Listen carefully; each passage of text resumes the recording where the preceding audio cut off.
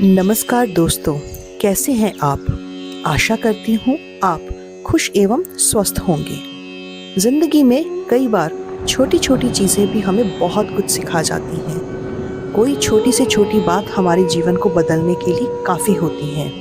तो दोस्तों, सुनते हैं आज एक ऐसी कहानी जो कि आपके जीवन को बदलने की क्षमता रखती है।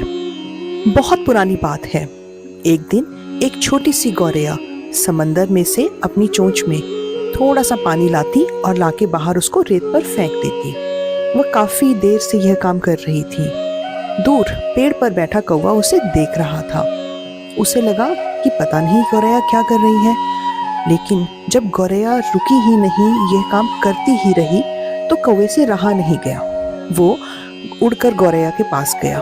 उसने गौरैया को रुककर पूछा कि ये तुम क्या कर रही हो? मैं कब से देख रहा हूँ तुम अपनी चोंच में एक दो बूंद पानी लाती हो और लाकर बाहर रेत पर फेंक देती हो। तुम ऐसा क्यों कर रही हो? तब गौरैया बोली, इस समंदर ने मेरे बच्चों को डुबा दिया है। अब मैं इसे सुखा दूंगी, इसीलिए मैं इसमें से पानी को खाली कर रही हूँ। अब गौरैया की यह बात सुनकर कौवा जोर से हंसने लगा। हंसते हंसते हुए बोला, तुम पागल हो क्या? तुम इतनी छोटी सी हो और समंदर देखो कितना विशाल है। तुम्हारी चोंच में कितना पानी आएगा? एक बूंद, दो बूंद। उस एक दो बूंद पानी निकालने से क्या ये समंदर सूख जाएगा? तुम अपना समय बर्बाद कर रही हो। तुम सारी उम्र भी लगी रहोगी तब भी कुछ नहीं होगा। इसलिए जाओ और आराम करो। जो होना था वो हो गया, अब उसके बारे में मत सोचो। इस पर गौरैया बोली, मुझे सलाह नहीं, साथ चाहिए। अगर तुम मेरा साथ दे सकते हो तो ठीक है, नहीं तो अपनी सलाह अपने पास रखो। गौरैया की यह बात सुनकर कौवा शर्मिंदा हो गया और वह भी उसके साथ पानी निकालने लगा। दोनों एक दो दिन तक पानी निकालते रहे। अब धीरे धीरे एक दो पक्षी और आए जिन्होंने कौवे और गौरैया को पानी निकालते देखा। उन्होंने भी पूछा तो गौरैया ने यही कहा कि हमें सलाह नहीं, साथ चाहिए। उनकी बात सुनकर बाकी पक्षी भी उसके साथ हो लिए। धीरे धीरे एक एक करके हजारों पक्षी आ गए और एक दूसरे से कहते रहे कि सलाह नहीं, साथ चाहिए। और इस तरह हजारों पक्षी समुद्र को सुखाने में लग गए। धीरे धीरे यह बात दूर दूर तक फैल गई और फैलते फैलते यह बात भगवान विष्णु के वाहन गरुड़ के पास पहुंची।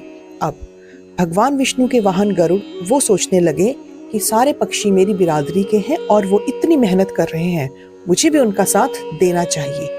यह सोचकर उन्होंने भगवान विष्णु के आगे हाथ जोड़े और उन्हें कहा कि मुझे अनुमति दीजिए कि मैं जाकर अपने मित्रों का साथ दे सकूं। अब उसकी यह बात सुनकर भगवान विष्णु बोले कि अगर तुम यहाँ से चले जाओगे तो मेरा काम रुक जाएगा और तुम इतने सारे पक्षी मिलकर भी उस समुद्र का कुछ नहीं बिगाड़ सकते। इसलिए जो हो रहा है उसे होने दो। अब फिर भगवान विष्णु की यह बात सुनकर गरुड़ ने कहा कि भगवान, मुझे आपकी सलाह नहीं, साथ चाहिए। यह सुनकर भगवान विष्णु उठे और वो भी उनके साथ समुद्र सुखाने चल पड़े।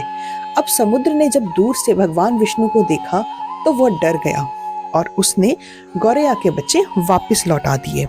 इसीलिए सिर्फ सलाह नहीं, साथ दीजिए, क्योंकि संसार में वैसे तो कोई भी चीज मुफ्त नहीं मिलती, लेकिन सिर्फ सलाह ही ऐसी चीज है जो मुफ्त में एक मांगोगे 1000 मिल जाएगी, लेकिन साथ नहीं मिलता। तो इसीलिए अगर आपको बनना है तो किसी के लिए भी साथ देने वाला बनिए, सलाह देने वाला नहीं।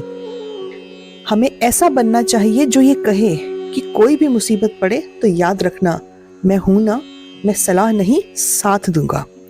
किसी को भी बिना मांगे कभी सलाह ना दे, लेकिन साथ देने के लिए किसी के कहने का इंतजार ना करें। इस छोटी सी कहानी से हमने साथ की ताकत सीखी। अगर सभी इकट्ठे होकर मुसीबत के समय एक दूसरे का साथ दें तो बड़ी से बड़ी समस्या को भी हल किया जा सकता है। जैसे इस कहानी में हमने देखा कि छोटे छोटे पक्षियों ने एक साथ एकजुट होकर लगभग असंभव सा दिखने वाला समंदर को झुकाने का काम भी आराम से कर लिया। इस कहानी से सीखकर हम भी किसी के लिए साथ देने वाला बन सकते हैं, ना कि सलाह देने वाला। तो दोस्तों, कैसी लगी आपको ये कहानी? अगर आपने इस कहानी से कुछ सीखा है तो कमेंट में अवश्य बताइए। कहानी अच्छी लगी तो इसे लाइक कीजिए और शेयर कीजिए, और ऐसी ही और बेहतरीन कहानियां सुनने के लिए चैनल से जुड़े रहें। तब तक के लिए अपना ध्यान रखें और खुश रहें। धन्यवाद।